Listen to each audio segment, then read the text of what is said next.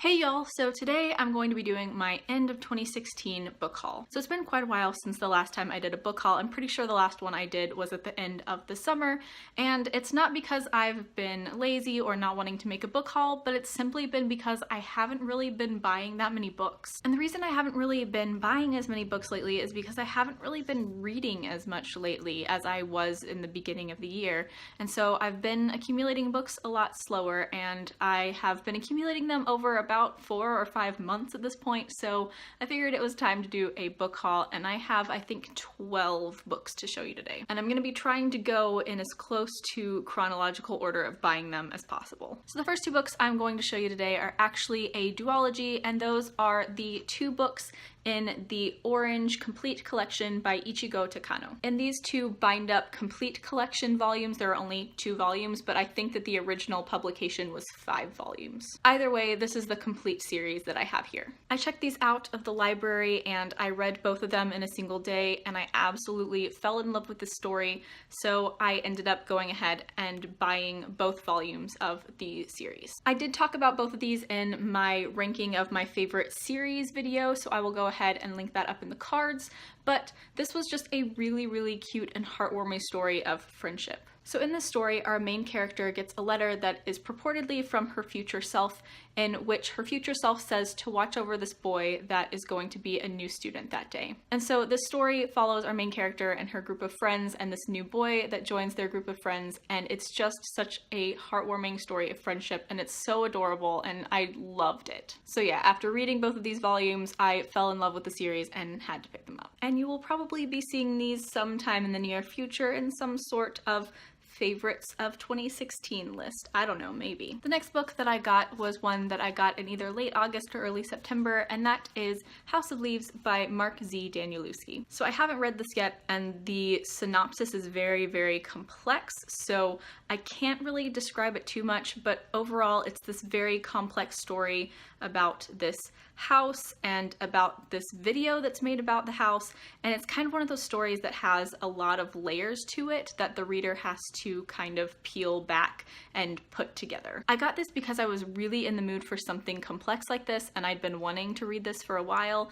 but then I just kind of got out of the mood for it and I haven't picked it up again. But this is definitely one that is very intriguing to me and that I want to get to at some point, but it's one of those ones where I have to be in a very specific mood to read it, so it might be a while before I get to this. The next book that I got was Charlie Bone and the Shadow, which is the 7th book in the Charlie Bone series. The Charlie Bone series is a series that I really enjoyed as a preteen, and I know that I've read the first 5 or 6 books in the series, but I honestly am not sure whether or not I've read this one.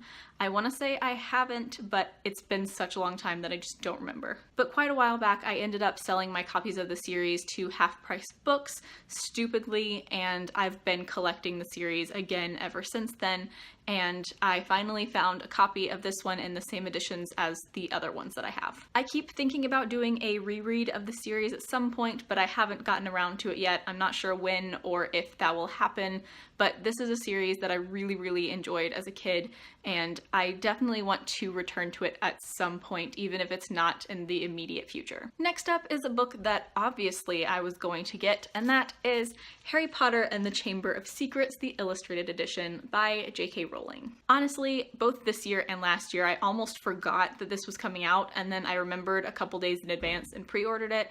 But I love these illustrated editions. I don't care if they're a money grab, they're beautiful, and I will buy all of them. I mean, honestly, this illustration alone might be worth buying the entire book, because that is beautiful. But yeah, I'm just really impressed with these illustrated editions so far, and I cannot wait to see what they do with the next 5 books, because the quality of these first 2 has been phenomenal and the illustrations have been beautiful. The next book that I bought was The Forgetting by Sharon Cameron, and I've actually done a full review of this book, so I will link that up in the cards. I checked this book out from the library and I read the majority of it in a single sitting. I got obsessed with it. I thought it was amazing, and I gave it a full 10 out of 10 stars, so obviously when I had to return it to the library, I went the exact same day and I bought my own copy because it was so good. But yeah, I just fell completely in love with this book, and if you do want to hear more about my thoughts, my review will be up in the cards. The next book that I got is Tales from the Shadowhunter Academy by Cassandra Clare and a bunch of other authors. This is a bind-up of novellas that take place in the Shadowhunter Academy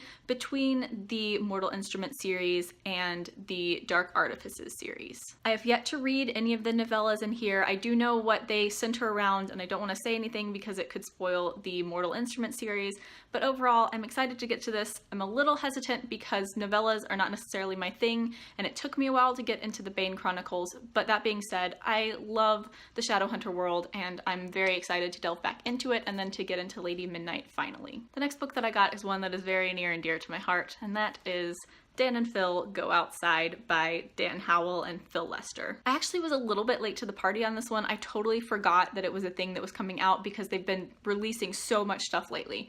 But I eventually picked this up and I've read it and I loved it. And it's just, I love Dan and Phil. I am such a major part of the fandom.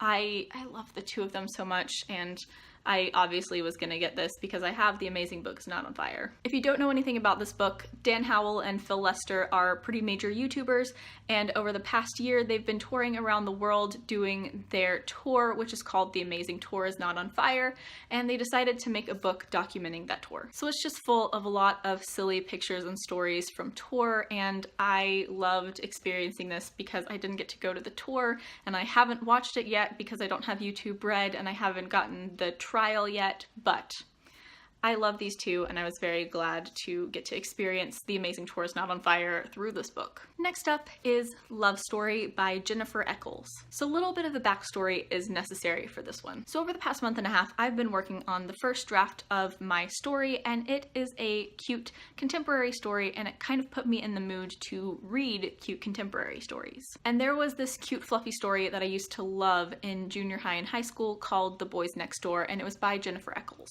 I'd also heard of this book as well, but I hadn't read it yet, and so when I saw this at Half Price Books for really inexpensive, I decided to get it. And I also downloaded an ebook copy of The Boys Next Door because I really want to reread that, but I also went ahead and got this because it's one that I wanted to pick up a very long time ago, and I figured I might as well when it's only $1. So the next book that I got was purchased on that same trip to Half Price Books, and I got it more as a joke. I don't know if I'll actually ever read this, but I might read it ironically. I don't know. I'm just gonna show it to you. It's called Oh My Goth by Jenna Showalter. So the cover caught my eye because I like alternative stuff, and when it mentions goth, I'm like, okay, I'm kind of curious about this.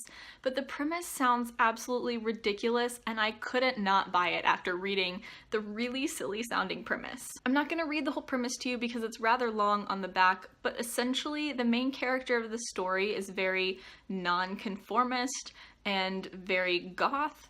And one day she does something at school, like she badmouths the principal or something, and the way that the back describes it is that she is sedated and wakes up in an alternate universe. And in this alternate universe, she is the popular girl in school, and like, while some aspects of that premise sound vaguely intriguing, like it would be kind of interesting to hear a story about a goth girl who suddenly is the popular girl and what that would do to you, but she's sedated and she wakes up in an alternate reality. Is this a contemporary or a sci-fi? I don't know, but it sounds really silly and I might read it ironically one day. I don't know. I'm very curious about this. Now, the more I think about this premise, I kind of want to read it just to figure out what on earth is happening in this. But like I said, it sounded like a crazy, insane premise, and so I decided I couldn't pass this up because that is just too ridiculous of a premise. So moving on from that, the next book that I got was Coda by Emma Trevane. This is another book that I checked out from the library and really enjoyed, so I decided to buy my own copy. Coda takes place in a dystopian universe where the only legal music to listen to is government-sanctioned music that has addictive qualities. But our main character, Anthem, is in this very illegal band, and he loves this real music, and it follows the story of what happens to him in this dystopian world where what he's doing is very, very illegal. This is a not so well-known book, but I absolutely loved it. And there's a sequel, but it's kind of one of those spin-off sequels, so I'm not sure if I'm going to read it or not. but either way, I loved this first book. Right now I'm considering kind of a standalone.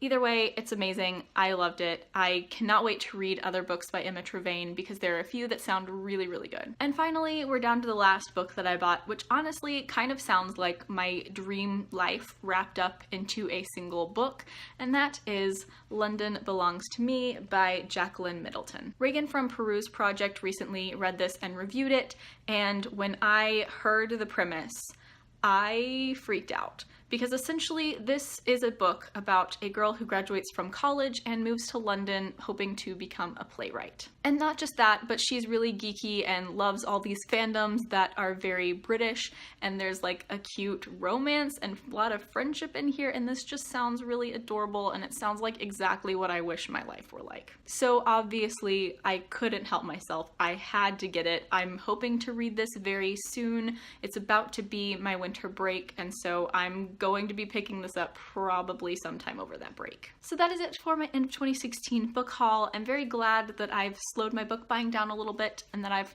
really started to utilize my local public library, because I feel like that has helped to slow down the process of buying books and to focus on books that I actually want to buy and to read, because I'm excited about all of these books, even Oh My Goth. As always, links to all of my social media will be down in the description. Please add me as a friend on Goodreads. I would love to be friends with all of you on Goodreads.